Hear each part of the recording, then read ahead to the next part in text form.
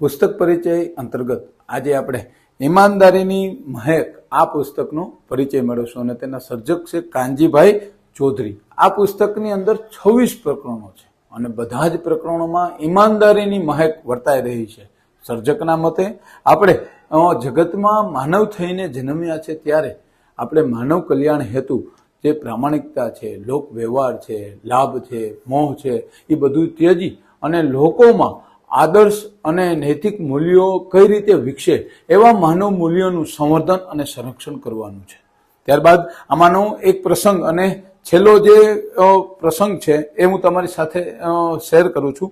કરેલા કામથી સંતોષ। આ પ્રકરણની અંદર કે જે પોલિયોના હજારો ઓપરેશન કર્યા બાદ કે એ દર્દીઓ કઈ રીતે અત્યારે છે અને કઈ સ્થિતિમાં છે એવું ફોલોઅપ લેવા માટે જ્યારે આખી ટીમ આદિવાસી વિસ્તારમાં જાય છે અને ઘરે ઘરે એક એક દર્દીઓને મળે છે અને ખાલી પોલિયોના ઓપરેશન થયા બાદ ચાલી શકે નહીં પણ દોડી શકે અને પોતાનું કામ પોતાની જાતે કરી શકે એવો મીઠો સંતોષ લઈ અને ટીમ પાછી વળે છે। એના સુખદ સંભાળના છે।